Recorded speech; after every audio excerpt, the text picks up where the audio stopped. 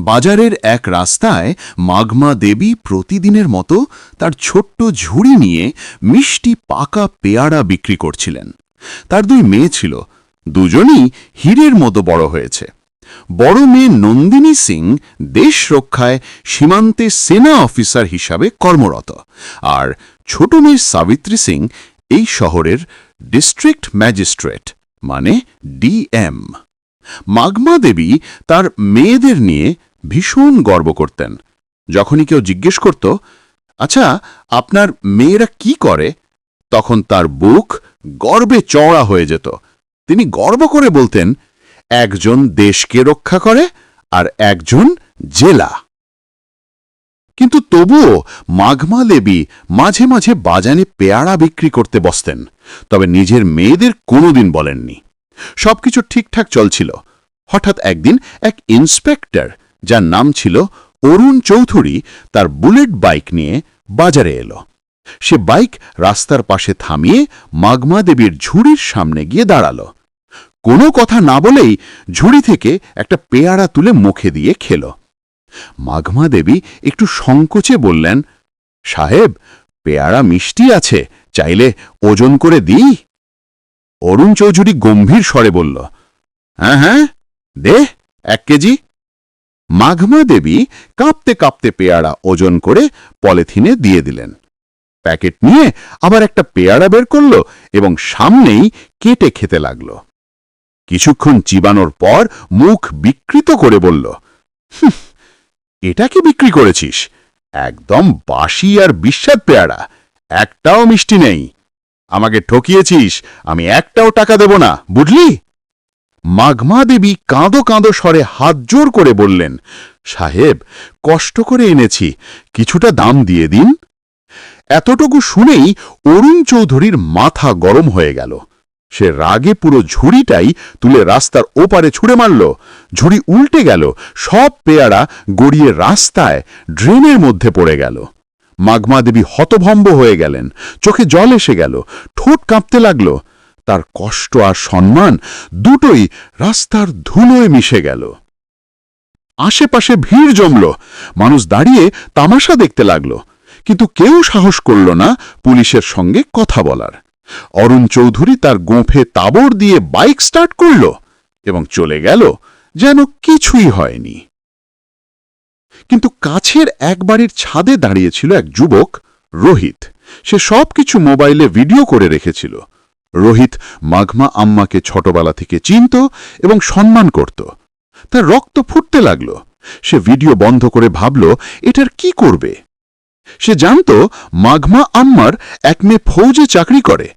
কোনোভাবে তার নম্বর জোগাড় করে ভিডিওটা নন্দিনী সিংয়ের হোয়াটসঅ্যাপে পাঠালো এবং লিখল, নন্দিনী দিদি, দেখুন আজ বাজারে আপনার মায়ের সঙ্গে কি হয়েছে।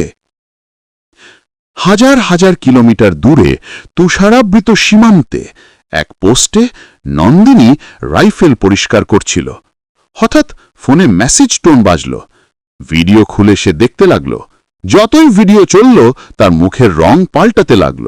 শান্ত চোখ লাল হয়ে গেল। মায়ের ঝুড়ি ছুঁড়ে ফেলার দৃশ্য দেখে তার হাত কাঁপতে লাগল। তার মনে হল সে ছুটে গিয়ে সেই ইন্সপেক্টরের ইউনিফর্ম ছিঁড়ে ফেলবে। দাঁত চেপে ধরে ফোন থেকে ভিডিও ছোট বোন সাবিত্রীকে ফরওয়ার্ড করল এবং সাথে সাথে ফোন করল। সাবিত্রী তখন অফিসে মিটিংয়ে ছিল। ফোন পেয়ে মিটিং থামিয়ে ধরল, হ্যাঁ দিদি, সব ঠিক আছে তো? ফোনের ওপারে নন্দিনীর গলা কাঁপছিল, আমি তোকে ভিডিও পাঠিয়েছি, এখনই লেখ। সাবিত্রী ভিডিও দেখে স্তব্ধ। তার মায়ের চোখে জল, বাজারের মাঝখানে অপমানিত। তার চোখেও জল চলে এলো, কিন্তু সে নিজেকে সামলে নিল। দিদি, আমি এটা মেনে নিতে পারি না। নন্দিনী ফোনের আগে বলল, আমি ছুটি নিয়ে আসছি, আমি সেই ইন্সপেক্টরকে ছাড়ব না। সাবিত্রী নরম স্বরে বলল, না দিদি, তোমার জায়গা সীমান্তে, এটা আমার জেলা, আমার লড়াই, আমি আইনগত পথে মাকে ন্যায় দেব। নন্দিনী কিছুক্ষণ চুপ থেকে বলল, ঠিক আছে, কিন্তু এমন শাস্তি দিও যাতে তার আত্মা কেঁপে ওঠে। সাবিত্রী বলল, চিন্তা করো না দিদি, এখন এটা আমার দায়িত্ব। তারপর মিটিং শেষ করে সে প্রাইভেট গাড়িতে করে মায়ের বাড়ির দিকে রওনা দিল। পথে ডিএমের পোশাক খুলে সাধারণ লাল সালোয়ার কামিজ পরল।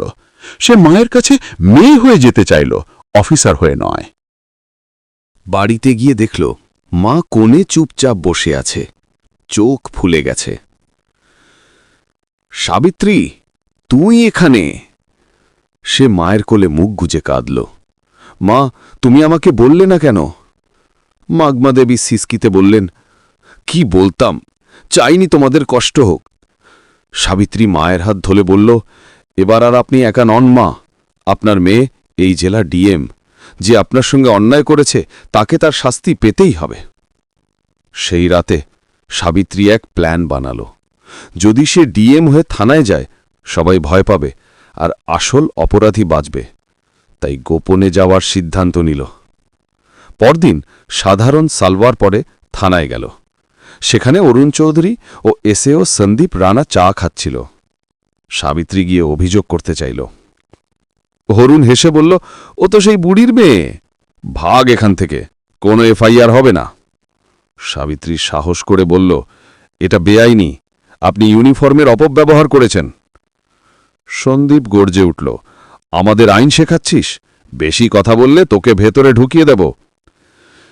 এ সময় হঠাৎ খবর এলো, শহরের দাপুটে নেতা গঙ্গাপ্রসাদ যাদব থানায় আসছে। সবাই দৌড়ে গিয়ে গেট খুলল। গঙ্গাপ্রসাদ এসে মজা করছিল, কিন্তু কোণে দাঁড়ানো সাবিত্রীকে দেখে তার মুখ ফ্যাকাশে হয়ে গেল। সঙ্গে সঙ্গে হাত জোর করে বলল, নমস্তে ম্যাডাম, আপনি এখানে? অরুণ আর সন্দীপ হতভাগ। তখন বাইরে লালবাতির গাড়ি এসে দাঁড়াল।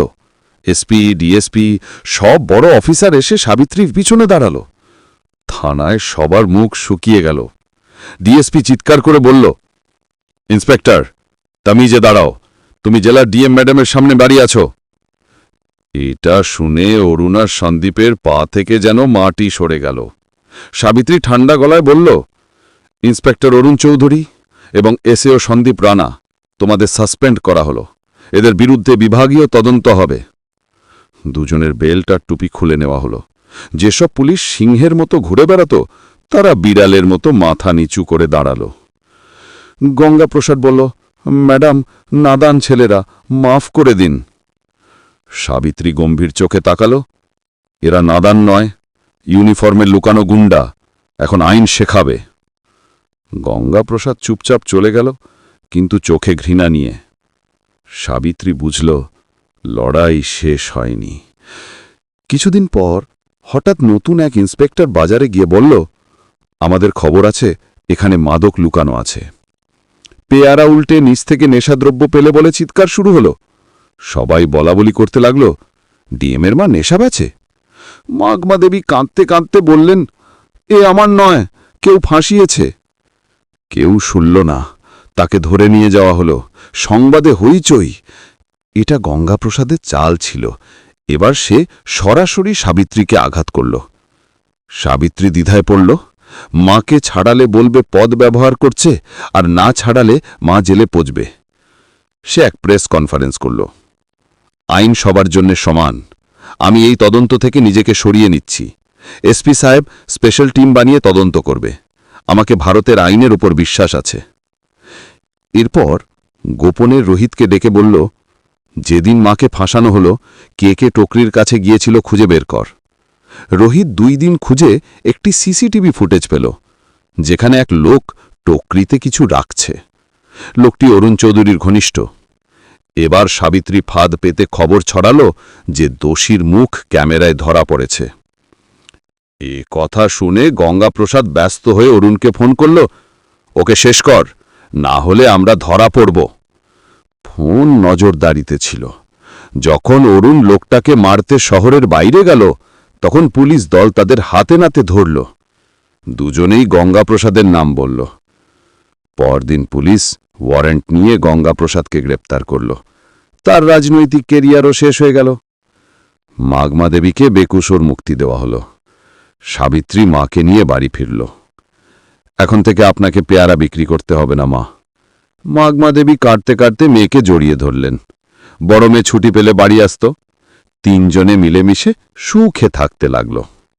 বন্ধুরা, এই গল্পটি শুধুমাত্র বিনোদন ও শিক্ষামূলক উদ্দেশ্যে তৈরি করা হয়েছে। এখানে দেখানো সমস্ত চরিত্র, ঘটনা এবং সংলাপ সম্পূর্ণ কাল্পনিক। বাস্তব কোনো ব্যক্তি, প্রতিষ্ঠান বা ঘটনার সঙ্গের কোনো সম্পর্ক নেই। অনুগ্রহ করে এটিকে শুধুমাত্র একটি গল্প হিসেবে দেখুন এবং উপভোগ করুন। আমরা কারো অনুভূতিতে আঘাত করতে চাই না। যদি এই গল্পটি আপনার ভালো লেগে থাকে তবে অবশ্যই লাইক করুন এবং যত বেশি সম্ভব মানুষের কাছে শেয়ার করুন। কমেন্টে লিখে জানান আপনার মতে সাবিত্রী কোন কাজটি সবচেয়ে ভালো করেছে। আর আমাদের চ্যানেলটি সাবস্ক্রাইব করতে ভুলবেন না, কারণ আমরা আপনাদের জন্য এমনই অনুপ্রেরণামূলক গল্প নিয়ে আসতে থাকব। ধন্যবাদ।